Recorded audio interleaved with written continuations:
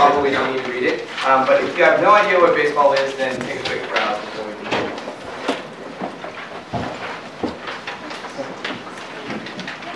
Is this American baseball or European baseball? American baseball.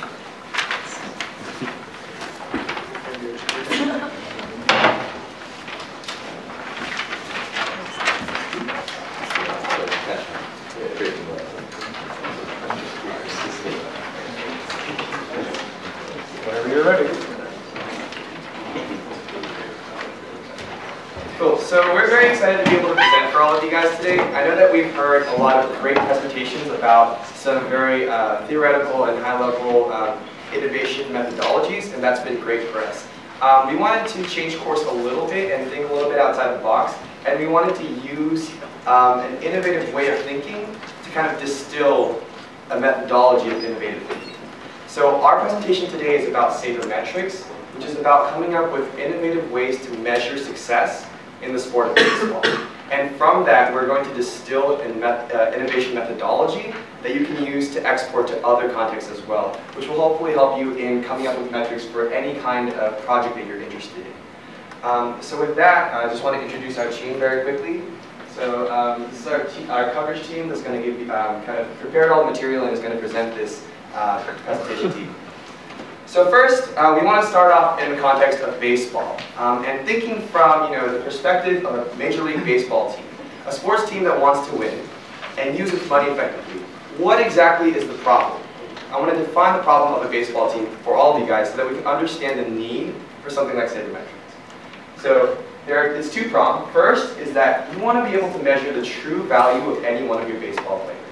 A lot of people can tell you that player A is great, player B is a great person, but that doesn't actually tell you anything about how well this player plays or how much he contributes to your team. So being able to understand the true value of a player is very important. And secondly, once you understand that value, you really want to be able to match their salary with their performance. Because you don't want to be overpaying anybody, because you'll be wasting money. You don't want to underpay anybody, because then you might lose them to someone else. Now, I'm going to give you a brief history of baseball statistics. I just want to be clear that this is a history of baseball statistics and not the sport of baseball. There's a lot of information up here, but really what you need to know is that baseball statistics have come a long way since their inception. In the mid-1800s, newspapers started to kind of report very, very simple statistics, such as the number of runs a team scored, or number of times a player hit the ball. And so in 1859, Henry Chadwick invented something called the box score. The box score is very simple. It's just a matrix that shows different stats. And it's just a very easy way of presenting information. But the key point is that all of the information that was stored in this box score, which is actually still used today, was very, very simple and was not complex at all. But statistics continue to be a very important part of baseball, as you saw that the first baseball record book was published in 1914. And in 1947, the LA Dodgers actually hired a full-time statistician, which can just show you that really measuring a player's value is an important part of baseball. But the problem with traditional statistics is that they're very isolated. You don't get a sense of how a player performs in different contexts. You don't know how a player performs when they're on a good team or a bad team, or based on the situation of the game. So you really can't make a true judgment of how good a player is. This often leads to players being overrated and overcompensated, which is not the solution you want to the two problems that we just defined in the very beginning of our presentation. So, frustrated with these statistics, a group of baseball enthusiasts, who also doubled as statisticians, came up with this new movement called sabermetrics. It actually derives its name from a group of people who gets together, the Society of American Baseball Records. So that's where the term comes from. And Bill James, who's pictured here, is actually considered to be the father of sabermetrics. And he defined sabermetrics as incorporating context and impact in the search of objective truth about baseball. Now, I'm going to take this idea and distill it into an innovation methodology, which then Greg and Ari are going to use to show some case studies in baseball. So the idea here is, first, you want to identify a traditional metric, something very simple that we've been using in the past. Second, you want to distill the purpose of that traditional metric. What are you trying to achieve by looking at it? And third, you want to incorporate relevant contextual information from other parts of the game so that you can finally innovate a completely new metric that is more accurate and objectively describes what you're trying to measure, which you found in step 2. So Greg's going to explain how this happens in the context of baseball. Right. So far, we've kept it pretty vague, pretty general. Right now, to put it into perspective, I'm going to take a couple of traditional measures, adjust them, and show you the new sabermetrics measure, and kind of explain to you what the advantage would be of using a sabermetrics statistic. So for example, probably when gauging someone's batting ability, the two most commonly used traditional measures, batting average and home run. Batting average simply measures how often a player gets a hit. So for example, if his batting average is 300, that means 30% of the time he gets a hit. However, that ignores a couple of very important things for a batter. First of all, there are more ways to reach base than a simple hit. You can walk, you can be hit by a pitch, and hitting isn't the only reflection of this. Also, it doesn't take into account the number of bases a player hits. So for example, if one player hits all home runs and another player hits only singles, they might have the same batting average, but the player who hits for more power, who hits for the home runs, is obviously far more valuable to his team, all other things held constant. So how do we fix batting average? We look at OPS, on-base percentage plus slugging. On-base percentage measures how often a player reaches base and doesn't restrict simply to hits. So this takes into account errors, being hit by a pitch, and a walk. And these might not seem like they reflect a player's talent, but walks do. Because a player with great discipline, who doesn't swing at wild pitches, he's very valuable to his team. Slugging percentage, on the other hand, measures the amount of bases a player will hit per at bat. So this measures his power. Obviously, a player, like I said earlier, who hits for doubles and triples is more valuable than a player who hits only singles, and slugging percentage captures this. So if we combine those two and add them up, then we have a better statistic than just batting average. The other one is home runs, how many balls are hit out of the ballpark, usually used as a proxy for power. However, this ignores the fact that different players play in different ballparks. If you play in a small ballpark, you're at a huge advantage compared to someone else. Maybe in a smaller ballpark, all of your hits would be, a lot of them would be home runs, but instead they're stuck to being doubles and triples. So this isn't fair to just look at home runs and say, well, he has more home runs, he has more power. So how do we fix that? We look at isolated power. And isolated power measures extra bases. So that's doubles, triples, and home runs, just not a single. Extra bases per at-bat. Similar to slugging percentage, only it ignores singles. Because a lot of people can get on base with singles without power. Doubles, triples, and home runs reflect power. So this is what we use now instead, isolated power. On the other side, there's also pitching. The traditional measure uses ERA, earned run average. This shows how many earned runs a player will give up over 9 innings, or the span of a game. However, that ignores several factors. First of all, it ignores how often players reach base. Maybe players are getting a bunch of singles and getting on base and just not scoring. You assume you're going to be bound to that pitcher to let up a lot of runs. So to look at that, we have ERC. ERC, component ERA, is a very complicated measure. It's a huge equation that I'm not going to go into here, but basically what you need to know is that it takes into account how many bases a pitcher lets up, not just runs, and it also takes into account how often his batters that he faces reach base. So it doesn't look at just scoring, but takes into account the whole picture. Finally, we have WHIP, which is walks or hits per inning pitched that a player will allow. Obviously, maybe a player plays behind a great defense. Maybe he relies on his defensive players to save him and bail him out. WHIP wouldn't show that, but PFR, power finesse ratio, does.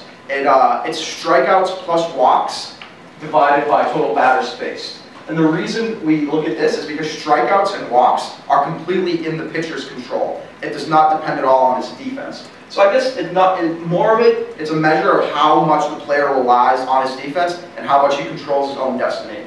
A player with a high ERA and a high WHIP, but if we have two players, one has a high PFR, low PFR, the low PFR player is prone to soon blow up or start letting up a lot of these runs. Whereas the player with a high PFR, the case is the same. So I'm going to take you through a case study that for the baseball fans out there might be of particular importance.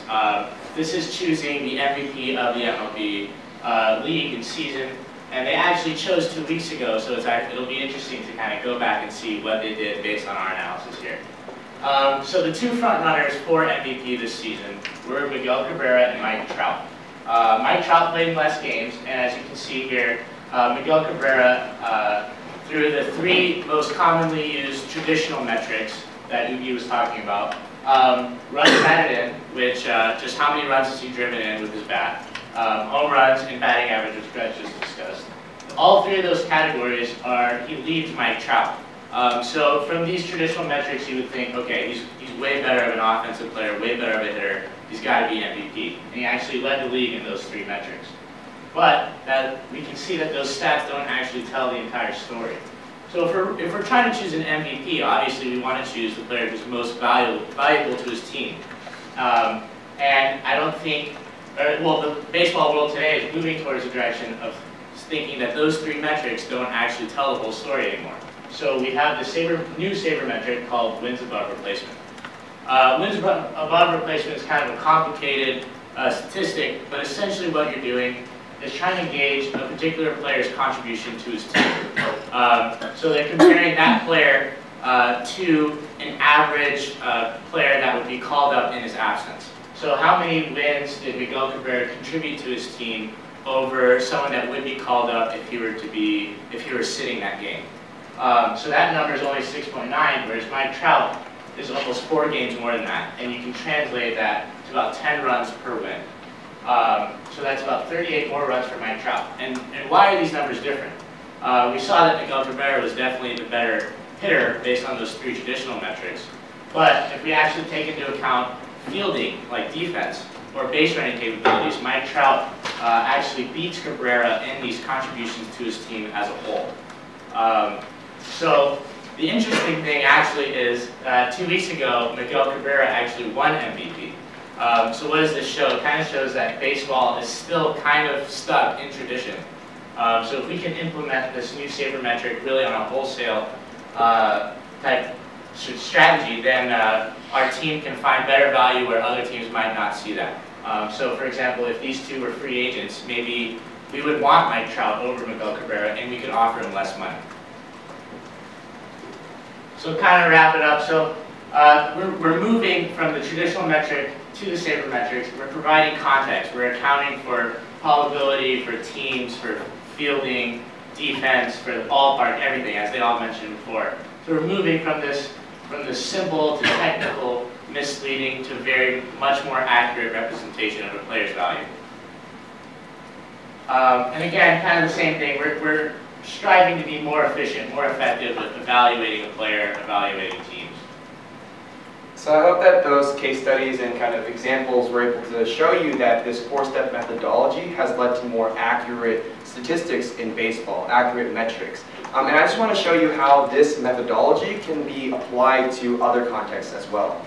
Within the realm of sports, if you consider a sport like basketball, one traditional metric that's used to talk about the value of a player is the number of points that player scores per game. But there are a lot of things that go into this. For example, if a decent player is playing on a really horrible team and there's no one else to score the basketball, someone's got to score the points. So this may be an inflated statistic for a player who's on a bad team.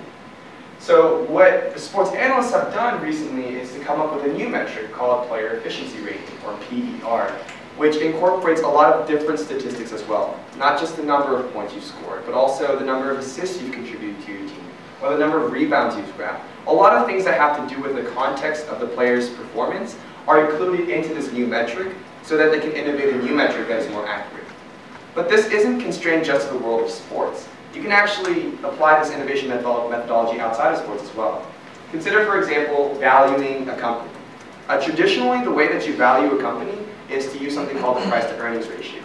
It's essentially how much are investors willing to pay for each dollar of earnings that a company is going to provide.